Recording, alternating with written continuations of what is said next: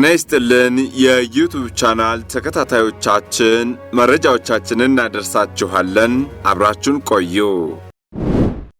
የኢንዱስትሪው ምርት የሆኑ የረጅም ርቀት የመገናኛ ራዲዮኖች ለአገልግሎት መብቃታቸው ተገለጸ። የመከላከያ ኢንጂነሪንግ ኢንዱስትሪ ግሩፕ ከቻይና ሃይትራ ካምፓኒ ጋር በጋራ በመሆን የተለያዩ ርቀት ያላቸውን የመገናኛ ራዲዮኖች በማምረት ለግል ድርጅቶችና ለጸጥታ ተቋማት አስተዋውቋል።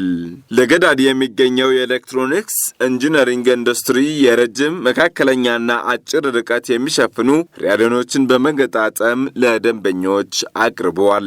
የመከላከያ ኢንጂነሪንግ ኢንዱስትሪ ግሩፕ ዋና ስራ አስፈጻሚ አቶ ጌታቸው ኃይለማርያም በኢንዱስትሪው እየተገጣጠሙ የሚገኙ የተለያዩ ርቀት የሚሸፍኑ የመገናኛ ራዲዮኖች የመከላከያን የግንኙነት ስርዓት ከማሳደግና ወቅትን ተከትሎ ፍላጎትን ከማሟላት አንጻር ዘመናዊነትን የተከተሉ መሆናቸውን ገልጸዋል። ከመከላከያን ባሻገር ለሲቪል ተቋማት፣ ለድርጅቶችና ለተለያዩ የጸጥታ መዋቅሮች እኚህን ወቅቱን የተከተሉ ራዲዮኖችን ማቅረብ መቻሉን የገለጹት አቶ ጌታቸው ኃይለማርያም በቀጣይም በአይነትና በይዘታቸው ለየት ያሉ የሚገጣጠሙ ራዲዮኖችን የማቅረብ ስራ እንደሚሰራም ጠቁመዋል። የመከላከያ ኢንጂነሪንግ ኢንዱስትሪ ግሩፕ በበርካታ ወታደራዊና ለሲቪል አገልግሎት የሚሰጡ የፋብሪካ ምርቶችን ለየት ባለ አይነትና ይዘት እያቀረበ ሲሆን ለአገር ኢኮኖሚ ግንባታ መሰረት የሚሆኑ በቴክኖሎጂ የተደገፉ የኢንዱስትሪ ምርቶች ላይ ትኩረት ሰጥቶ በመስራት ላይም ይገኛል። የቀድሞው የአየር ወለድ መስራች አመራሮችና አባላት ማህበር ዓመታዊ ጉባኤውን አካሄደ። የቀድሞው የአየር ወለድ መስራች አመራሮችና አባላት በልዩ ዘመቻዎች እዝ ማሰልጠኛ ማዕከል የአየር ወለድ ትምህርት ቤት ዓመታዊ ጉባኤውን አካሂዷል።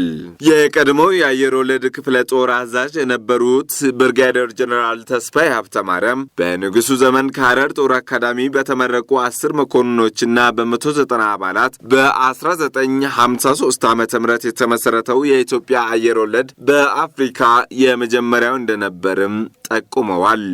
የቀድሞ አየር ወለድ በትንሽ የሰው ኃይል ተመስርቶ አቅሙን በማሳደግ በላቀ ብቃትና የሰው ኃይል በመደራጀት አስተማማኝ ብቃት ተላብሶ በተደረጉ አውደ ውጊያዎች ሁሉ አሸናፊነቱን አግልቶ ያሳየና አሁን ለተፈጠረው ጠንካራ አየር ወለድም መሰረት ጥሎ ያለፈ መሆኑን አብስተዋል። የልዩ ዘመቻዎች የእዝ ማሰልጠኛ ማዕከል አዛዥ ብርጋዴር ጀነራል ቦጃጋ በበኩላቸው ማህበሩ አሁንም ቢሆን በአየር ወለድም ይሁን እንደ ልዩ ዘመቻዎች ማሰልጠኛ ማዕከል አጠቃላይ ዘርፈ ብዙ ድጋፎችን ማድረጉን በመጥቀስ በቀጣይም የአየር ወለድ ስምና ዝናን በሚመጥን መልኩ ታሪኩን በመሰነድ አስተማሪና ታሪክን ለማሻገር የሚረዱ ስራዎችን መስራት እንደሚያስፈልግም አስገንዝበዋል።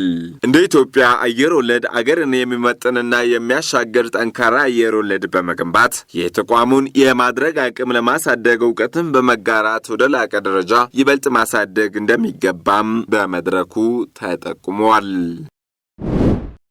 የተወደዳችሁ የዩቲዩብ ቻናል ተከታታዮቻችን መረጃዎቻችን እኚህን ይመስሉ ነበር። በያላችሁበት ጤና ይስጥልኝ።